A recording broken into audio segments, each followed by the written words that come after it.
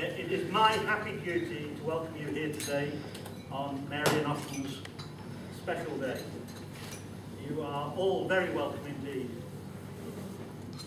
I'm particularly happy to welcome those who have travelled long distances, and I know Auckland wants to say a little bit about that, but just suffice it to say at this point that we've got people from France, from Norway, from Central African Republic, and people from Scotland.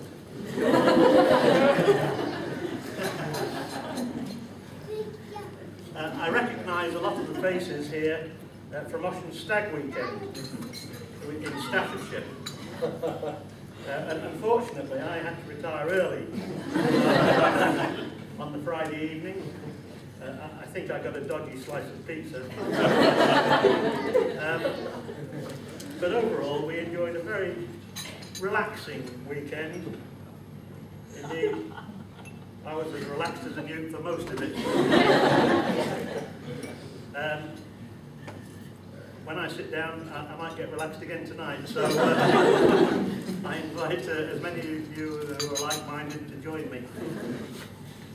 Also thank Richard as well for organising the stuff that you do. I think the ladies enjoyed a similar weekend away in Derbyshire and Nottingham.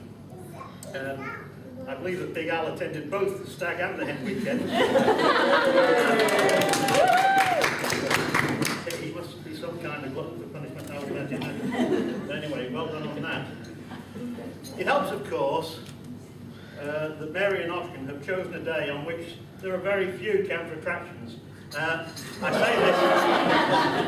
say this in the knowledge that it was a Scottish Cup final today, in which Harvard Midlothian murdered Hibernian.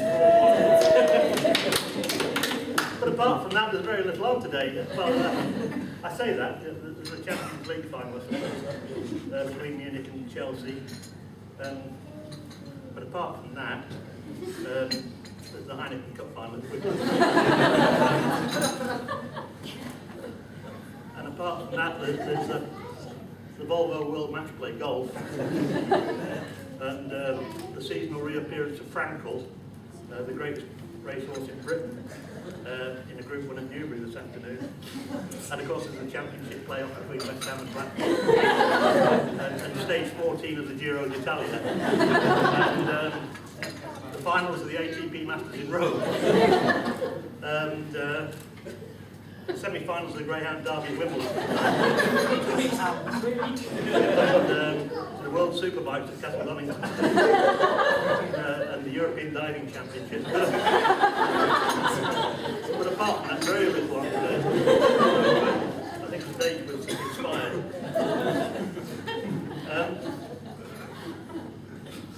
The present Mrs. Hamilton and I have been together for over 40 years.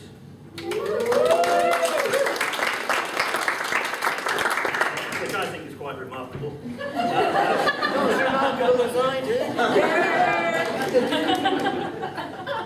I say this because I can irritate to an international standard. And over the years I've developed a number of antisocial habits, which I'm sure make me not the easiest person to live with. It is said that women choose their husband in the likeness of their father. This could explain why the bride's mother is often seen crying at weddings.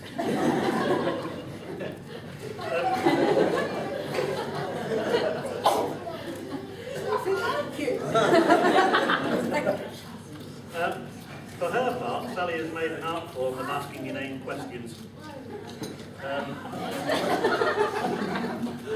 Auckland will testify to this. Her inquisitive techniques were last seen in Spain in the late 15th century.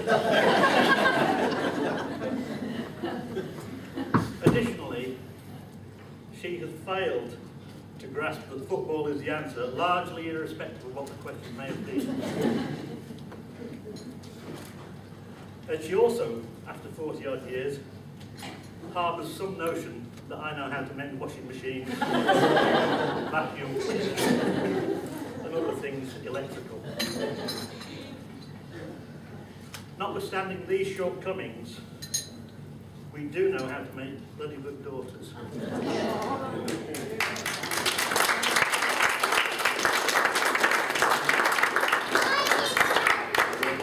We have two daughters. Both are highly talented individuals, but they are like chalk and cheese temperamentally. Elizabeth is a baby-making machine, and Mary is a head case.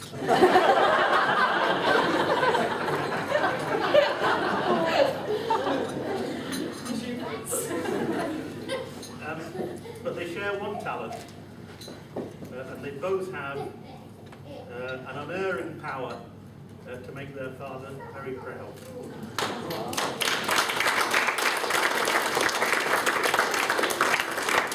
And particularly for Mary on this day, I can't start to tell you how proud I am.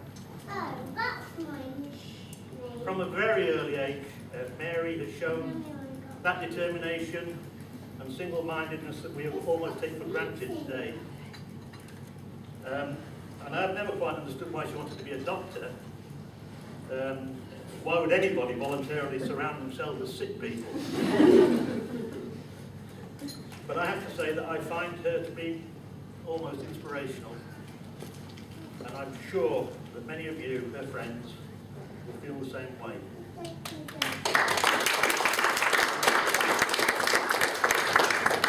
We do, of course, welcome Ocean to the family, but having lived with us for over 2 years in Darlington, we already know a fair bit about him. He was very quiet and would often just appear from nowhere, like a will-o'-the-wisp, frightening the living daylight out of him. This was, of course, in stark contrast to Mary, who you could hear coming a fortnight away, and who left a hurricane-like trail in her wake. You also have to question the mental balance of someone who would voluntarily cycle from Darlington to North Tees Hospital to get to work. Don't understand it. And he has a rather unhealthy support for a football team that's got a Joseph Mengele lookalike as the manager.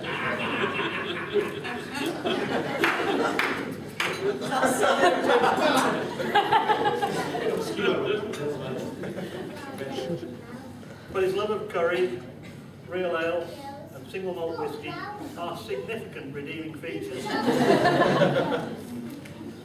And he'll do for me, and more to the point, he'll do for Mary, I'm sure. I would not presume to offer advice to you, Ocean, but having lived in a house full of women for pretty well all my adult life, I have picked up a few things that may interest you, particularly some of the things that women say. Fine. This is a word women use to end an argument. It's your signal to shut your mouth. One says fine, it just goes stop. 5 minutes. This is a variable amount of time. Which almost never equates to 5 minutes. If she says she will be ready in 5 minutes, we're looking at a minimum of half an hour, and if not to an hour, even more sometimes. On the other hand, if you're watching football and she says that she wants something doing in 5 minutes, she means now.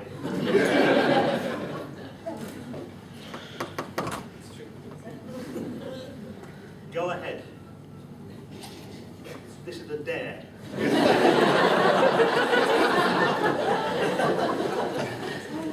It is not permission. Do not do it.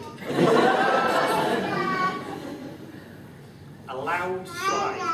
This is actually a word.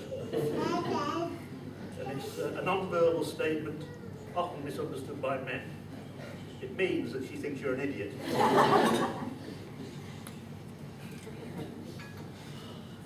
That's okay. This is one of the most dangerous things that a woman can say. It means that she wants to think long and hard about the retribution she is going to wreak on you for the obvious mistake that you made.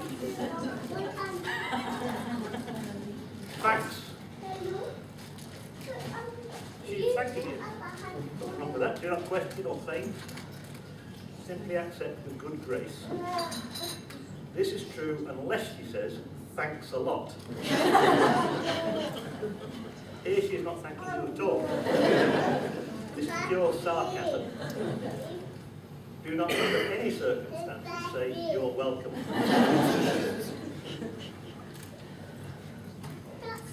Don't worry about it. That's another one.